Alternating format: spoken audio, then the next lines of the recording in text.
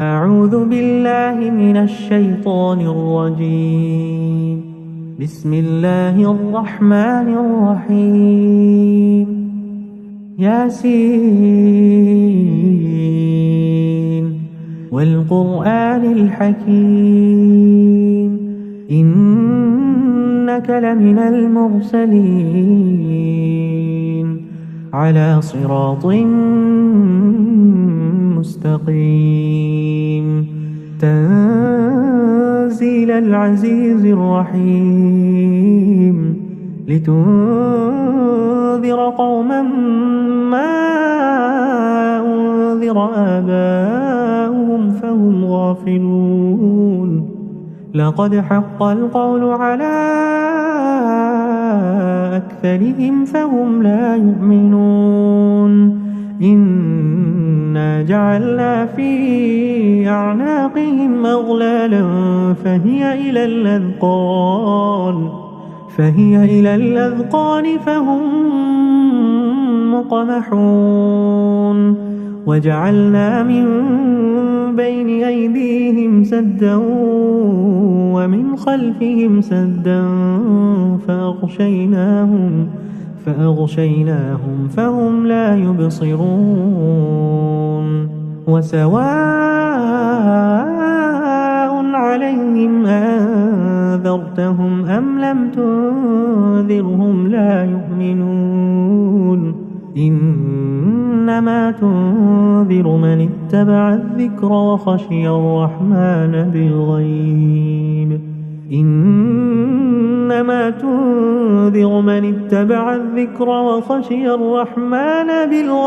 فبشره بمغفرة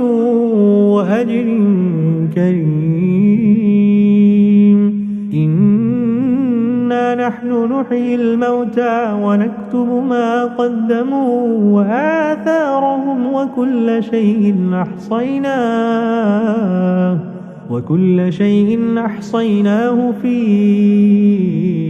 إمام مبين واضرب لهم مثلا أصحاب القرية إذ جاءها المرسلون إذ أرسلنا إليهم 2 فكذبوهما فعززنا بثالث فقالوا إنا إليكم مرسلون قالوا ما أنتم إلا بشر مثلنا وما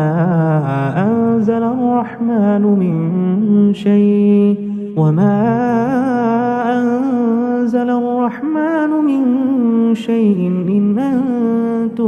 إن أنتم إلا تكذبون قالوا ربنا يعلم إنا إليكم لمرسلون وما علينا إلا البلاغ المبين قالوا إنا تطيرنا بكم لئن لم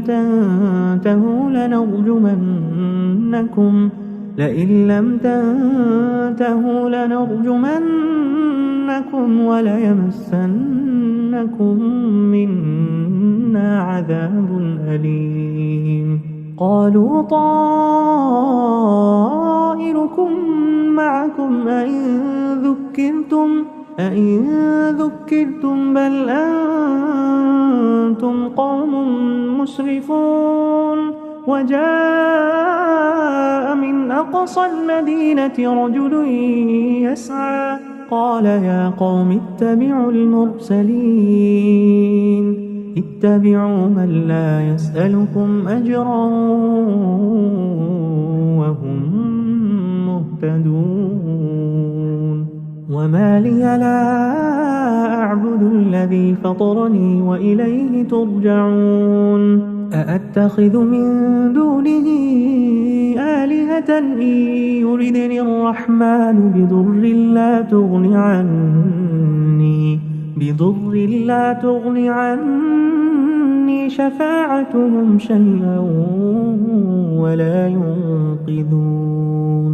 إني إذا لفي ضلال مبين آمنت بربكم فاسمعون قيل ادخل الجنة قال يا ليت قومي يعلمون بما غفر لي ربي وجعلني من المكرمين وما أنزلنا على قومه من بعده من جند من السماء وما كنا منزلين إن كانت إلا صيحة واحدة فإذا هم خامدون يا حسرة على العباد ما يأتيهم من رسول إلا كانوا به يستهزئون ألم يروا كم أهلكنا قبلهم من القرون أنهم إليهم لا يرجعون وإن كل لما جميع لدينا محضرون وآية لهم الأرض الميتة أحييناها وأخرجنا منها حبا فمنه يأكلون وجعلنا فيها جنات من نخيل وأعناب وفجرنا فيها من العيون ليأكلوا من ثمره وما عملته أيديهم أفلا يشكرون سبحان الذي خلق الأزواج كلها مما تنبت الأرض ومن أنفسهم ومما لا يعلمون وآية لهم الليل نسلخ منه النهار فإذا هم مظلمون والشمس تجري لمستقر لها ذلك تقدير العزيز العليم والقمر قدرناه منازل حتى عاد كالعرجون القديم لا الشمس ينبغي لها أن تدرك القمر ولا الليل سابق النهار وكل في فلك يسبحون وآية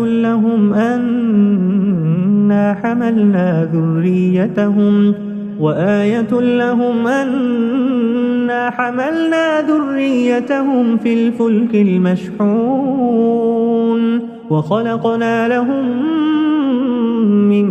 مثله ما يركبون وإن نشأ نغرقهم فلا صريخ لهم ولا هم ينقذون إلا رحمة منا ومتاعا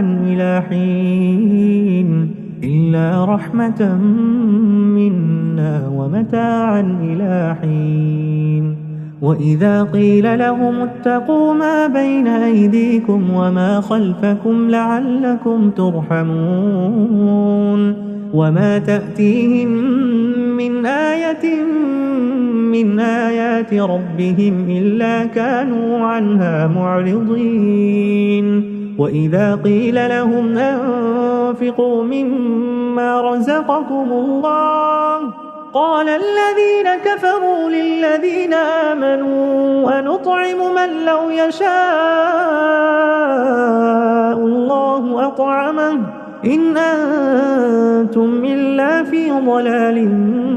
مبين ويقولون متى هذا الوعد إن كنتم صادقين ما ينظرون إلا صيحة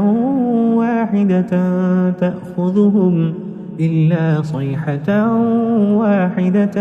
تأخذهم وهم يخصمون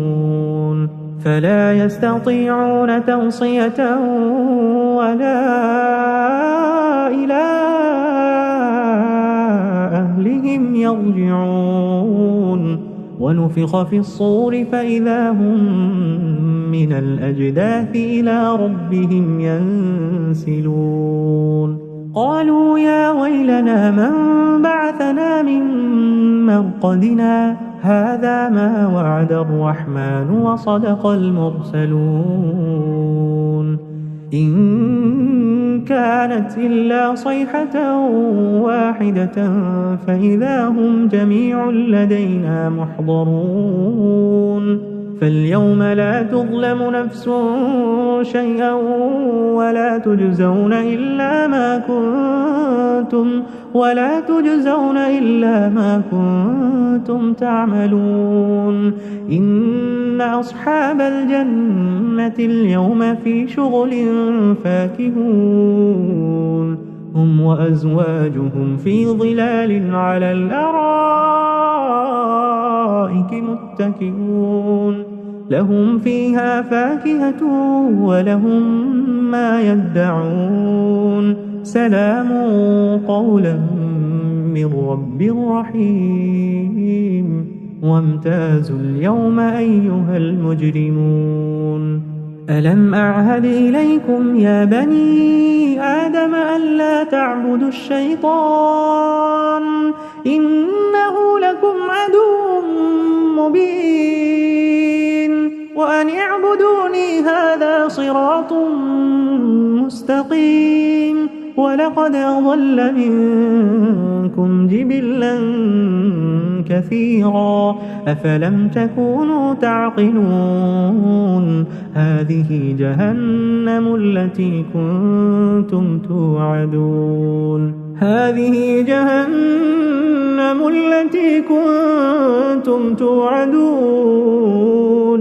اصلوها اليوم بما كنتم تكفرون اليوم نختم على أفواههم وتكلمنا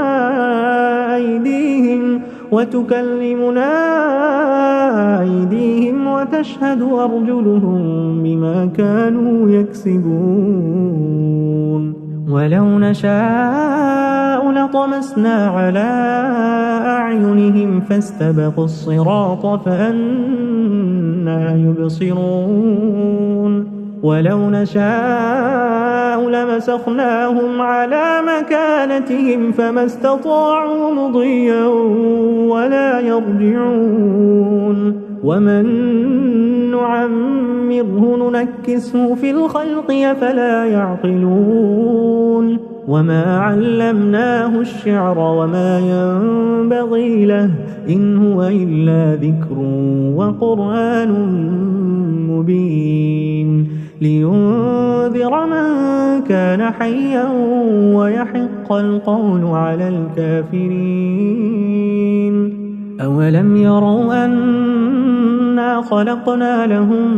مما عملت أيدينا أنعاما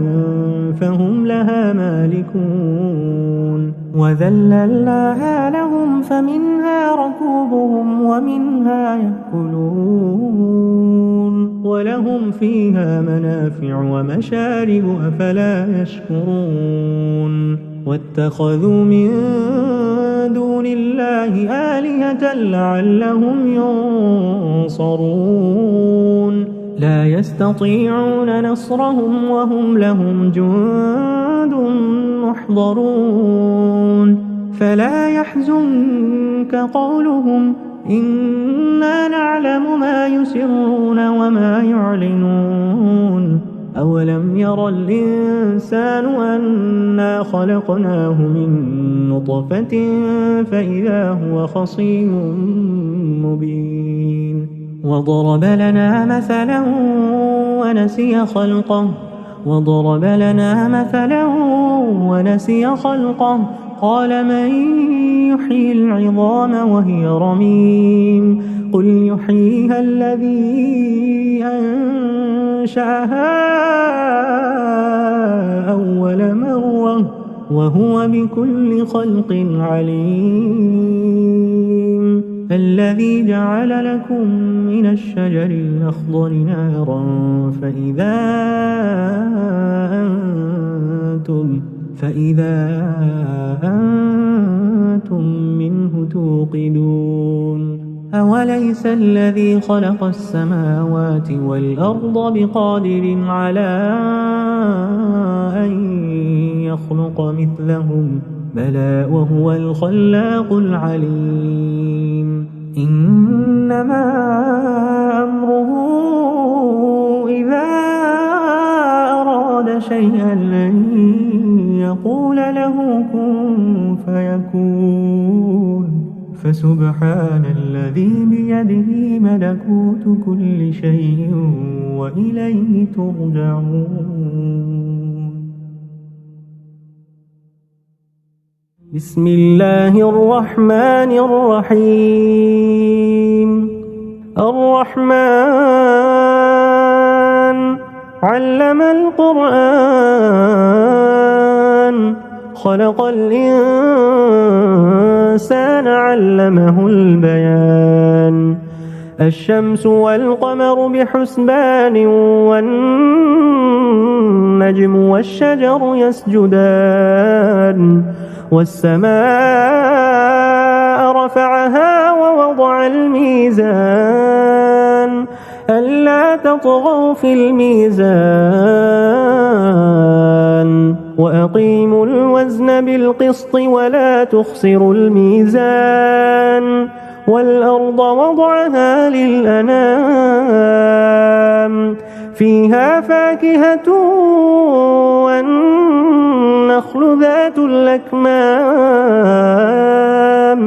والحب ذو العصف والريحان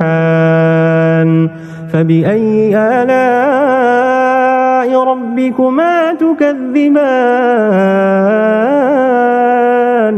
خلق الإنسان من صلصال كالفخار وخلق الجان من مارج من نار فبأي آلاء ربكما تكذبان رب المشرقين ورب المغربين فبأي آلاء ربكما تكذبان مرج البحرين يلتقيان بينهما برزخ لا يبغيان فبأي آلاء ربكما تكذبان يخرج منهما اللؤلؤ والمرجان فبأي آلاء ربكما تكذبان وله الجوار المنشآت في البحر كالأعلام فبأي آلاء ربكما تكذبان كل من عليها فان ويبقى وجه ربك ذو الجلال والإكرام فبأي آلاء ربكما تكذبان يسأله من في السماوات والأرض كل يوم هو في شأن فبأي آلاء ربكما تكذبان سنفرغ لكم أيها الثقلان فبأي آلاء ربكما تكذبان يا معشر الجن والإنس إن استطعتم أن تنفذوا من أقطار السماوات والأرض فانفذوا لا تنفذون إلا بسلطان فبأي آلاء ربكما تكذبان يرسل عليكما شواظ من نار يرسل عليكما شواظ من نار ونحاس فلا تنتصران فبأي آلاء ربكما تكذبان فإذا انشقت السماء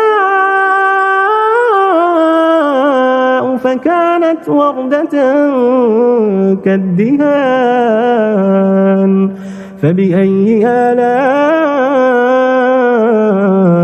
ربكما تكذبان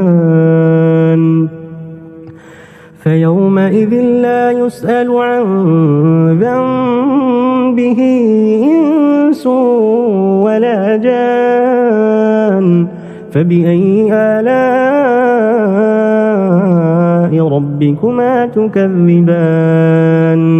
يعرف المجرمون بسيماهم فيؤخذ بالنواصي والأقدام فبأي آلاء ربكما تكذبان هذه جهنم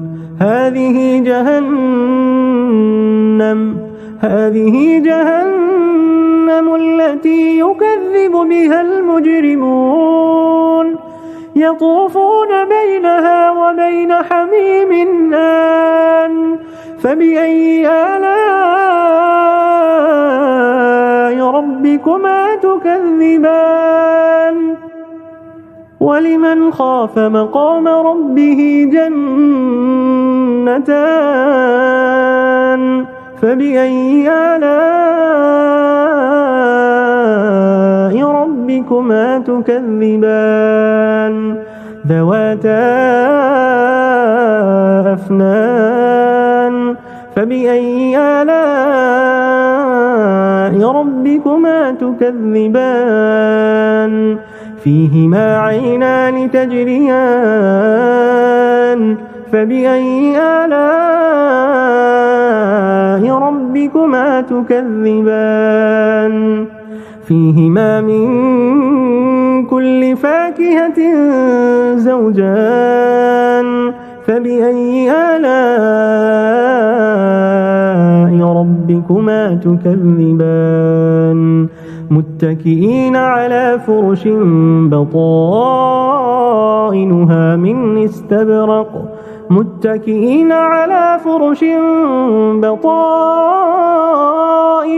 من استبرق وجنى الجنتين دان فبأي آلاء ربكما تكذبان فيهن قاصرات الطرف لم يطمثهن إنس قبلهم ولا جان فبأي آلاء ربكما تكذبان كأنهن الياقوت والمرجان فبأي آلاء ربكما تكذبان هل جزاء الإحسان إلا الإحسان فبأي آلاء ربكما تكذبان ومن دونهما جنتان فبأي آلاء ربكما تكذبان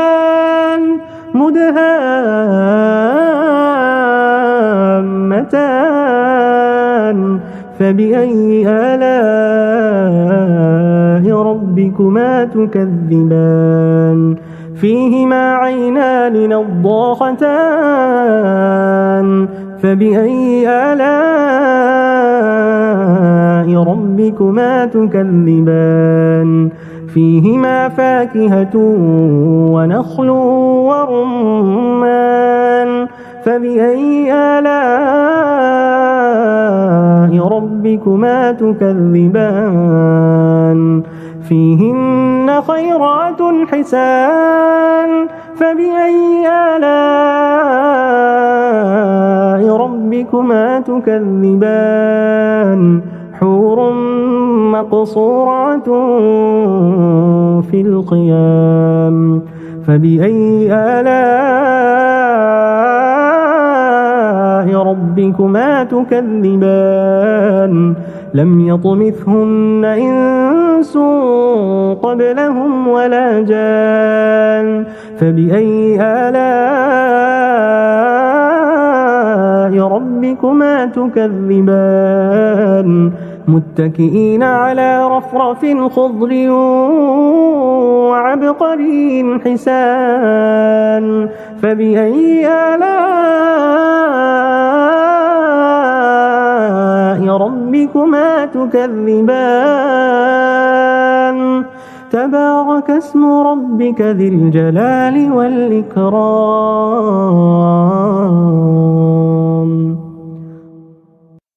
بسم الله الرحمن الرحيم إذا وقعت الواقعة ليس لوقعتها كاذبة خافضة رافعة إذا رجت الأرض رجا وبست الجبال بسا فكانت هباء منبثا وكنتم أزواجا ثلاثا فأصحاب الميمنة ما أصحاب الميمنة وأصحاب المشأمة ما أصحاب المشأمة والسابقون السابقون أولئك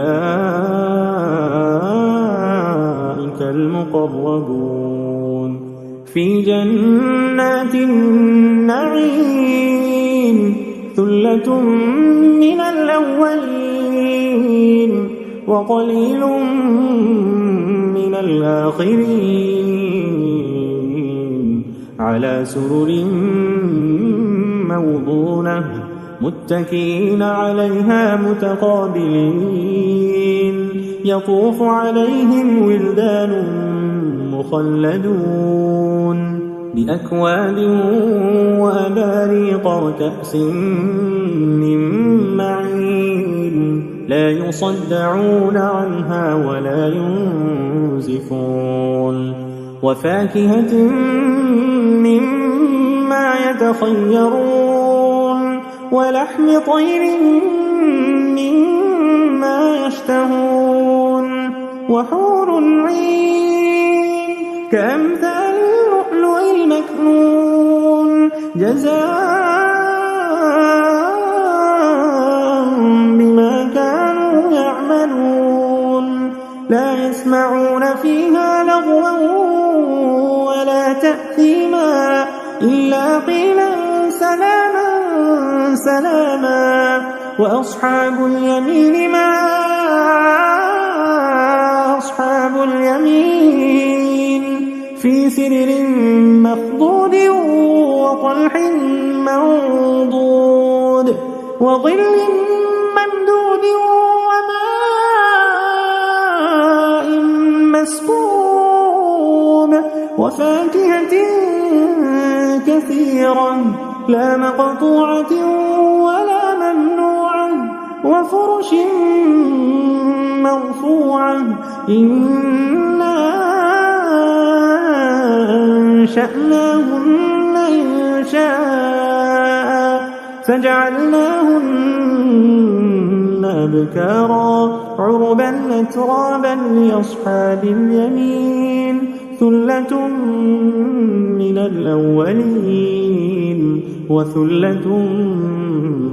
من الآخرين وأصحاب الشمال ما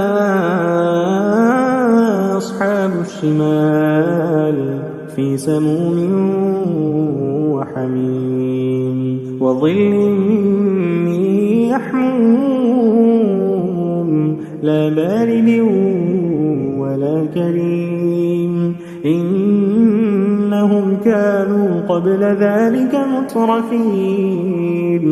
وكانوا يصرون على الحنث العظيم وكانوا يقولون أئذا متنا وكنا ترابا وعظاما أئنا لمبعوثون أو آباؤنا الأولون قل إن الأولين والآخرين لمجموعون إلى ميقات يوم معلوم ثم إنكم أيها الضالون المكذبون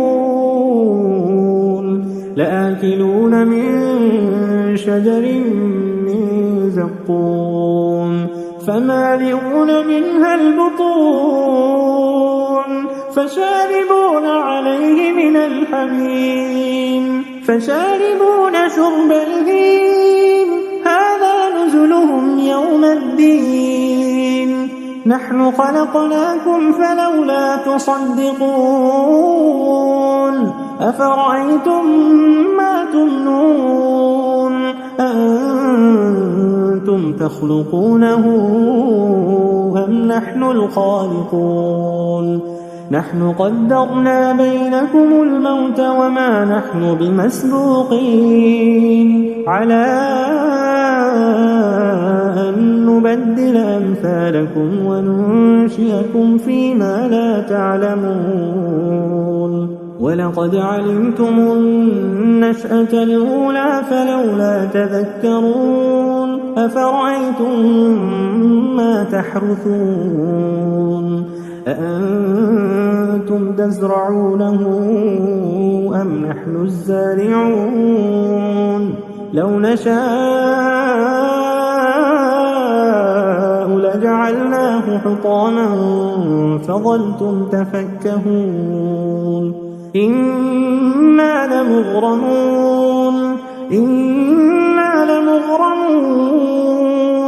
بل نحن محرومون أفرأيتم الماء الذي تشربون أأنتم أنزلتموه من المزن أم نحن المنزلون لو نشاء جعلناه أجاجا فلولا تشكرون أفرأيتم النار التي تورون أأنتم أنشأتم شجرتها أم نحن المنشئون نحن جعلناها تذكرة ومتاعا للمقوين فسبح باسم ربك العظيم فلا أقسم بمواقع النجوم وإنه لقسم لو تعلمون عظيم إنه لقرآن كريم في كتاب مكنون لا يمسه إلا المطهرون تنزيل من رب العالمين أفبهذا الحديث أنتم مدهنون وتجعلون رزقكم أنكم تكذبون فلولا إذا بلغت الحلقوم وأنتم حينئذ تنظرون ونحن أقرب إليه منكم ولكن لا تبصرون فلولا إن كنتم غير مدينين ترجعونها إن كنتم صادقين فأما إن كان من المقربين فروح وريحان وأما إن كان من أصحاب اليمين فسلام لك من أصحاب اليمين. وأما إن كان من المكذبين الضالين فنزل من حميم وتصلية جحيم. إن هذا لهو حق اليقين. فسبح باسم ربك العظيم. بسم الله الرحمن الرحيم. تبارك الذي بيده الملك وهو على كل شيء قدير. الذي خلق الموت والحياة ليبلوكم أيكم أحسن عملا وهو العزيز الغفور. الذي خلق 7 سماوات طباقا ما ترى في خلق الرحمن من تفاوت فارجع البصر هل ترى من فطور ثم ارجع البصر كرتين ينقلب إليك البصر خاسئا وهو حسير. ولقد زينا السماء الدنيا بمصابيح وجعلناها رجوما للشياطين وأعتدنا لهم عذاب السعير. وللذين كفروا بربهم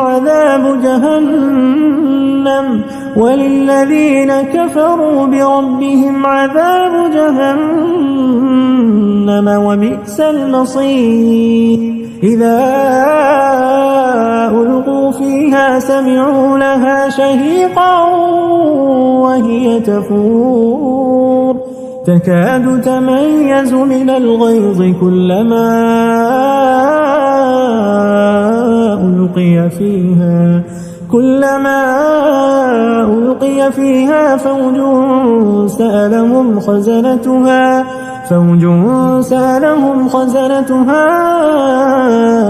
ألم يأتكم نذير قالوا بلى قد جاءنا نذير فكذبنا وقلنا ما نزل الله من شيء إن أنتم إلا في ضلال كبير. وقالوا لو كنا نسمع أو نعقل ما كنا في أصحاب السعير فاعترفوا بذنبهم فسحقا لأصحاب السعير. إن الذين يخشون ربهم بالغيب لهم مغفرة وأجر كبير. وأسروا قولكم أو اجهروا به إنه عليم بذات الصدور. ألا يعلم من خلق وهو اللطيف الخبير. هو الذي جعل لكم الأرض ذلولا فامشوا في مناكبها وكلوا من رزقه وإليه النشور. أأمنتم من في السماء أن يخسف بكم الأرض فإذا هي تمور. أم أمنتم من في السماء أن يرسل عليكم حاصبا فستعلمون كيف نذير. ولقد كذب الذين من قبلهم فكيف كان نكير. أولم يروا إلى الطير فوقهم صافات ويقبضن ما يمسكهن إلا الرحمن إنه بكل شيء بصير. أمن هذا الذي هو جند لكم ينصركم من دون الرحمن إن الكافرون إلا في غرور أمن هذا الذي يرزقكم إن أمسك رزقه بل لجوا في عتو ونفور أفمن يمشي مكبا على وجهه أهدى أمن يمشي سويا على صراط مستقيم قل هو الذي أنشأكم وجعل لكم السمع والأبصار والأفئدة قليلا ما تشكرون قل هو الذي ذرأكم في الأرض وإليه تحشرون ويقولون متى هذا الوعد إن كنتم صادقين قل إنما العلم عند الله وإنما أنا نذير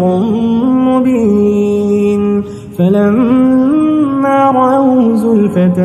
سيئت وجوه الذين كفروا وقيل هذا الذي كنتم به تدعون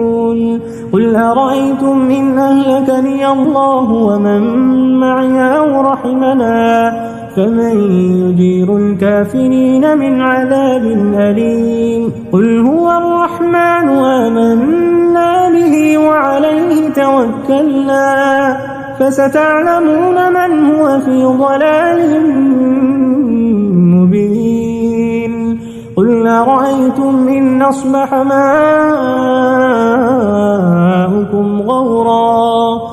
أصبح ماؤكم